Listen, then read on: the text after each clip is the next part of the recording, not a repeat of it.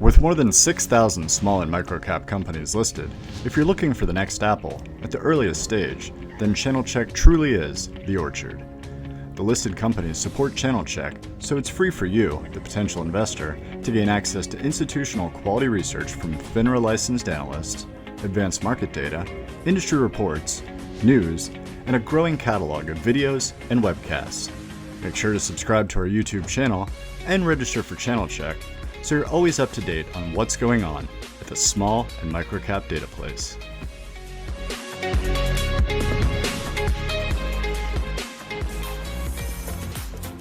Welcome to the C-Suite series presented by Channel Check and Noble Capital Markets.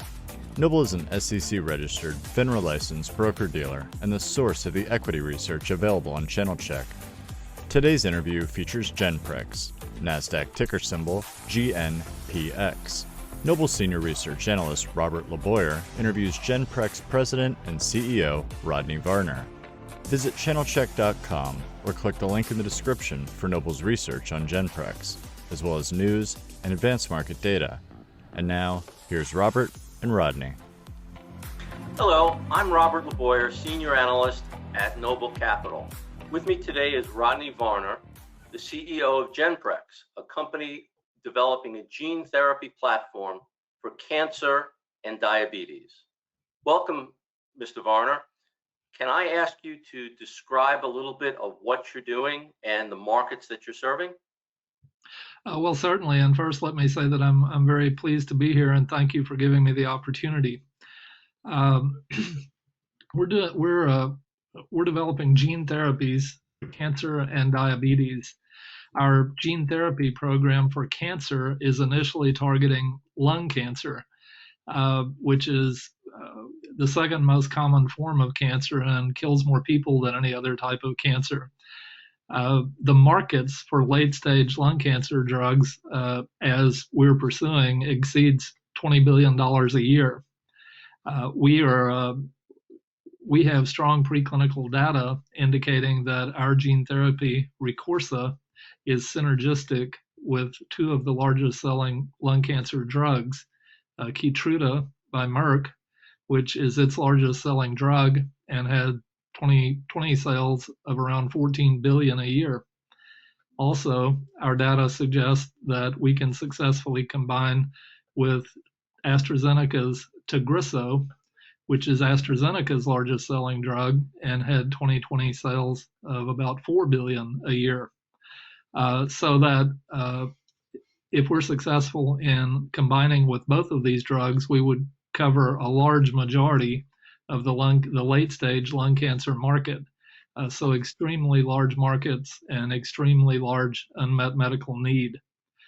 Now, on the diabetes front, our diabetes program is preclinical, but if I don't have sales numbers for all the diabetes drugs, but I can tell you that about 10% of the population of the United States has diabetes, and our gene therapy is potentially applicable to both type 1 and type 2 diabetes. So again, we're going after really large markets and really substantial unmet medical needs. Wow. Okay, and you mentioned that your drug is a gene therapy. Can you describe the genes that it's delivering and what that would do in the patient and for the cancer cells? Well, let me clearly distinguish our two programs. The first is the oncology program, the gene therapies for oncology that are completely separate from the diabetes program. The oncology program is much more advanced, and so I will address that one first.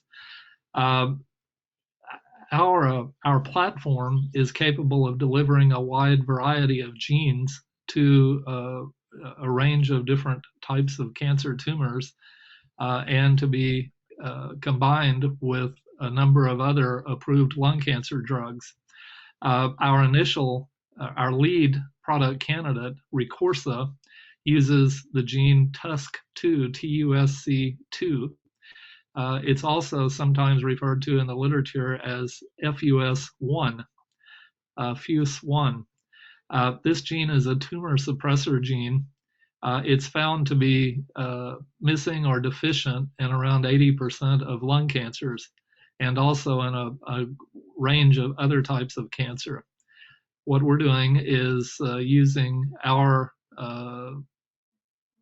proprietary delivery system to deliver this therapeutic gene TUS2 into tumors, where it replaces or supplements missing or deficient genes, replacing the tumor suppressor function of those genes. It has a range of different mechanisms of action, and it's referred to by the researchers as a multifactorial therapeutic gene. Okay, so you're delivering something that suppresses the cancer cells in conjunction with other drugs that will either open them up to the immune system, like Keytruda, or inhibit the signals the way Tagrisso does. Would that be correct? That is correct. Our drug also showed activity alone in a monotherapy clinical trial, and we believe that it would definitely be worth pursuing as a monotherapy. But researchers at MD Anderson found these strong synergies with other cancer drugs, and with their input, we decided long ago that the best path forward was to use our gene therapy in combination with other approved drugs. Well, given the response rate of something like Keytruda, it works well, but the response rate is low. If you're lucky enough to be one of the patients that responds, you do well, but the majority of patients don't respond. So this sounds like it could be a complementary mechanism of action that could improve the response rates of the checkpoint inhibitors and be used in conjunction with them. Would that be correct? That is correct. And I think it's also the case that even among the responders to Keytruda, nearly all of them ultimately relapse. They ultimately will become resistant to Keytruda. And that's also the case with Tagrisso. And our data suggest that if you combine our gene therapy with either of those, we can benefit patients, in some patients who wouldn't have responded to one of those drugs. And also, we can extend the time that they benefit from those drugs. How is REQORSA delivered to the patient? We have a unique proprietary delivery system that we call the Genprex delivery platform. We use DOTAP cholesterol nanoparticles. They're non-viral nanoparticles that encapsulate DNA plasmid. These nanoparticles are put into a liquid solution and injected by IV. They circulate throughout the bloodstream and attach themselves to tumors wherever the tumors are found. So they target tumors, and they go into metastatic tumors, wherever they may be found, and also tumors that haven't even been identified yet. I'm sure, as you know, many gene therapies for cancer in the past have used viral delivery systems, which are injected by needle directly into the tumor. And of course, they're limited in that they can't reach tumors that are in places, that can't be reached by a needle. And they also have side effects like generating immune responses that limit their application. Early on, many years ago, Dr. Roth from MD Anderson, our lead inventor, wanted to get away from these types of viral delivery systems. He had used them. He was one of the early movers in gene therapy, and he used viral systems. He wanted to get away from them because of those limitations. And he developed this nanoparticle delivery system that can be injected systemically. It does not generate an immune response. It's well proven that it can be used indefinitely, repeatedly, and indefinitely on patients without an immune response. And it has a very favorable safety profile. So this delivery system is really key to our oncology gene therapy platform. Sure, that's definitely something that differentiates you from the viral and the AAV approaches, as well as giving potential not only for efficacy, but also for surveillance and metastasis. And could you just describe a little bit about how it's administered, how the administration works, and how many times during the course of therapy with Keytruda or Tagrisso a patient would receive it? Well, first of all, our therapy alone is delivered. It's the nanoparticles carrying the therapeutic gene are mixed in a liquid solution and delivered by IV. It's a standard IV. Takes about a half hour. It's similar to what patients receive in countless, other drugs. And so it takes about a half hour. The nanoparticles circulate through the body and attach to tumor cells. Now, in the case of the combination, what we will do is simply add it for patients, for example, who are receiving Tagrisso. When they progress on Tagrisso, we will add our REQORSA gene therapy, and they'll then continue to receive Tagrisso in the normal course and with the addition of our gene therapy. And it's the same with Keytruda. They would just continue their treatment that they've been on and have our gene therapy added to it. Now, these are our current clinical trial populations. This would be second line, what I've just described to you. Of course, we plan eventually to be first line, and in that event, we would be simply added. It would be a combination of the other drug plus us, from the beginning. But again, our upcoming clinical trials are second line, and it will just be added to the drug the patient is already receiving. Okay, great. And speaking of the clinical trials, what stages are you in, and can you describe the enrollment and what we can expect in terms of data milestones going forward? First of all, we've done 2 prior clinical trials with REQORSA. We did a phase 1 clinical trial using our drug alone as a monotherapy. That showed a very acceptable safety profile along with strong evidence of efficacy. Then we did a second clinical trial. It was a phase 1/2 clinical trial combining REQORSA with the EGFR inhibitor Tarceva. Tarceva was a first generation EGFR inhibitor. For many years was the dominant selling EGFR inhibitor in the United States. We did a phase 1 trial with Tarceva that again showed very favorable safety and evidence of efficacy. And we started a phase 2 with Tarceva.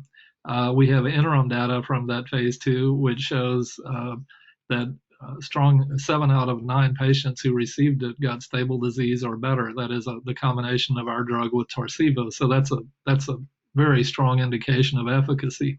There was 1 complete response among those 7. But we know that over the last some years, Tagrisso came along and has now overtaken Tarceva as the largest selling EGFR inhibitor in the United States, and it's the preferred EGFR inhibitor by many oncologists in late-stage cancer patients.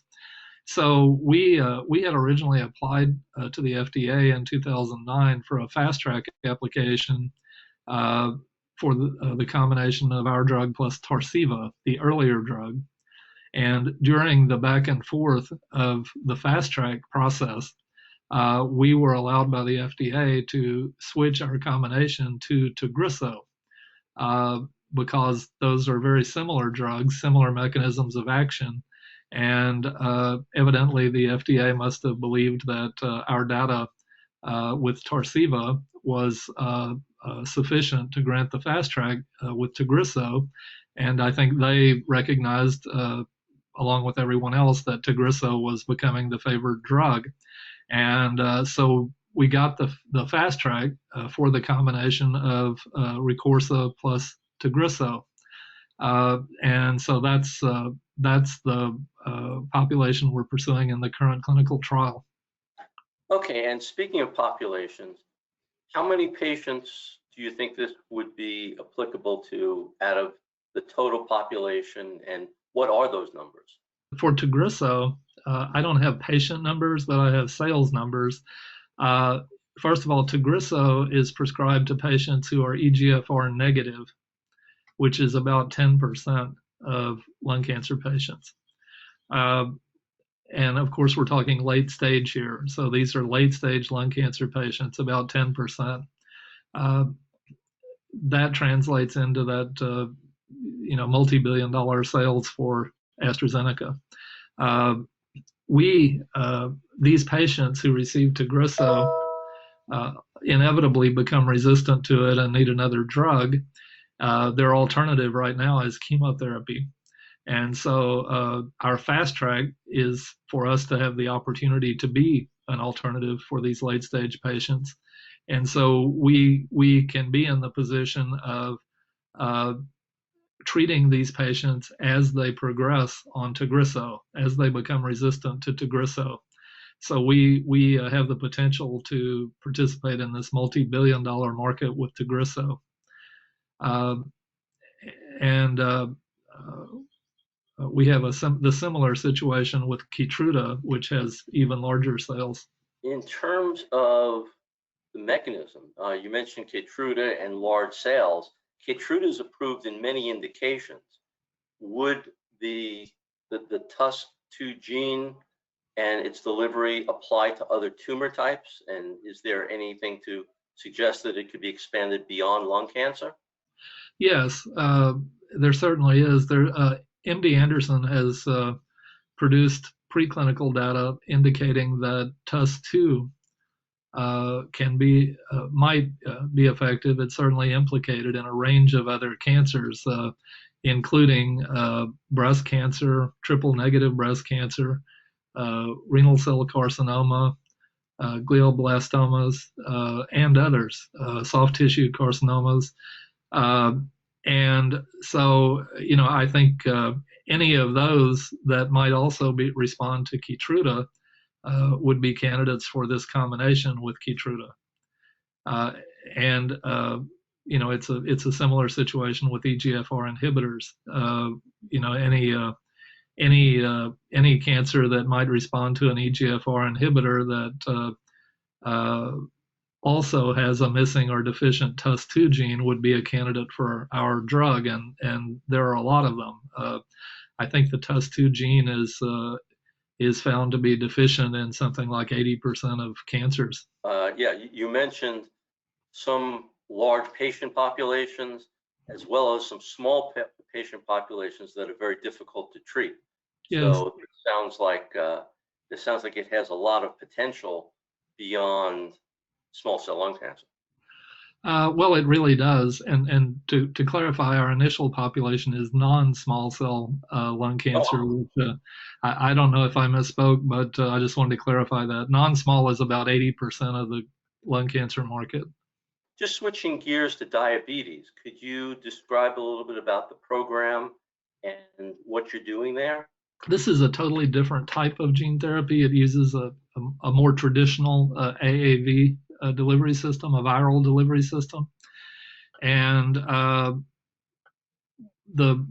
what they're doing, and this is all ongoing at the University of Pittsburgh, they're using an endoscope to physically deliver the virus carrying the therapeutic genes into the pancreas.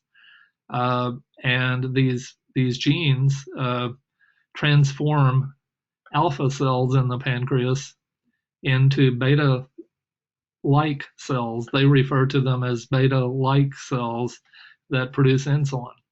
And that distinction of beta-like cells versus fully beta cells is important because they believe that these beta-like cells are different enough from natural beta cells to avoid the immune system response that creates type 1 diabetes to begin with.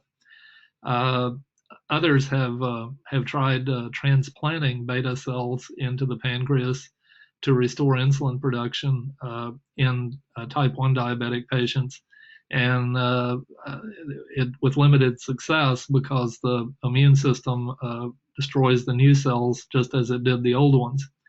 And the researchers at Pittsburgh have found that the immune system doesn't immediately attack these beta-like cells, and they believe that it's because the immune system is not recognizing them as beta cells. So they've seen prolonged responses in mice, which is very encouraging.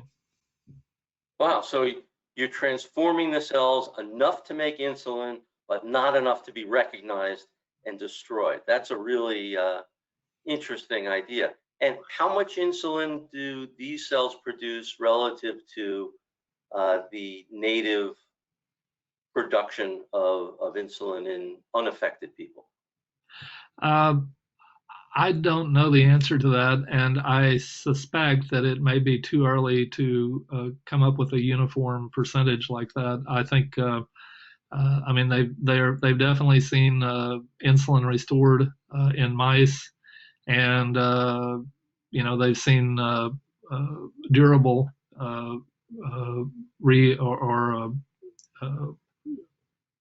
reinstating of the insulin production. But I can't give you a percentage of how much is replaced. For something at this stage, the fact that you can do it at all is quite a breakthrough. Yeah, I mean, and I think it's important to note that mice were able to live without insulin injections for an extended period of time. So, these were fully diabetic mice, and so they obviously had enough to survive. Any projection on when this might start clinical trials? It's really too early to project that. The researchers did the initial research in mice, which has been published. Last year, they received a $2.6 million NIH grant to continue their research in primates, and which they're now doing. And we're waiting for results from the primate research right now. We know that the researchers are encouraged by what they're seeing, and they're remain very enthusiastic about the program, but we don't have study results from the primates yet. And so what they're doing is the researchers are working to optimize both the delivery system and the delivery vector and the dosing in the primates. And when they have done that and are ready to proceed with toxicology studies, then we will step in and assist them with the toxicology and the other steps necessary to move to a clinical trial. But we're not there yet. Sure. Okay. It's then it sounds as if the next data will come from the primate studies, and that's what we'll be looking for. Yes, that's correct. Very encouraging up till now, at least. Yes, it is. Could you talk a little bit about the cash position and the company's financials? We have around $45 million in the bank. We have no debt. And this cash will take us into 2024 at our current with our current activities, that is conducting these 2 clinical trials and the other things that we have going on. So we're in a strong cash position to achieve many important milestones in these clinical trials. Could you summarize what some of those clinical trials and those data points would be in the next year or so? Sure. We will be very soon initiating both of our clinical trials, Claim 1 and a Claim 2, those being in Tagrisso and Keytruda, that is combining with Tagrisso and Keytruda. By some people's definition, we've already commenced the Tagrisso trial because We already have IRB approval for it and have a protocol on file for it. But in terms of enrolling the first patient, I can't give you an exact time, but we're optimistic that it'll be soon. So we expect over the coming year we'll be announcing the initiation of those 2 trials, enrollment of patients, treating of patients, data from the phase 1 portions of those trials from both of them, and potentially other developments from those trials as well. We also have an ongoing research program at MD Anderson that's generated exciting results and continues to do so. For example, just a few days ago, we announced preclinical data presented by MD Anderson at the AACR conference in both our immunotherapy combination and our Tagrisso combination that was very important. And we expect that those types of announcements will continue from that program and also from the diabetes program. We're also developing some preclinical assets that we haven't announced yet on our pipeline. They're called in discovery. We think there may be additional announcements from those as well. And then we also are fairly continuously evaluating new technologies, either for in-license or developing internally, like the diabetes program. And we may have announcements from those as well. So I think that we're looking at a really exciting coming year, and we're really excited to have gotten to this point and be facing all of these really exciting activities. Yeah, this sounds like quite an exciting program and something that is different but complementary to some very big selling drugs for some very large patient populations, as well as patient populations that have nothing and no effective treatment and have very poor prognosis. So this sounds like a very interesting program. And I'm looking forward to seeing those data milestones and following the company. Well, thank you very much. I really appreciate that, and we're looking forward to it as well. And we're very optimistic and excited about this year. Okay, well, thank you very much. This has been a very interesting discussion. Well, thank you. I appreciate the opportunity to speak with you. Robert, this was a fascinating interview. I have had people in my family who have had cancer, so it's fascinating on how they were attacking this, this problem. But what is also interesting is that they are kind of joining themselves with a very successful drugs already, and it seems like a big market opportunity. How do you look at that? I see that as synergistic. What they're doing is adding a gene therapy and correcting a gene defect that's common in cancer. They're testing it in combination with Keytruda and Tagrisso, 2 big multi-billion-dollar drugs that are commonly used in these types of cancers. And in addition to non-small cell lung cancer, these drugs are used in other tumor types. So if it's effective in non-small cell lung cancer, there's potential to expand use into the other tumor types and many additional patient populations, either large tumor types that are common or smaller tumors where there's no effective therapy and prognosis is rather poor. And everybody knows somebody who has diabetes.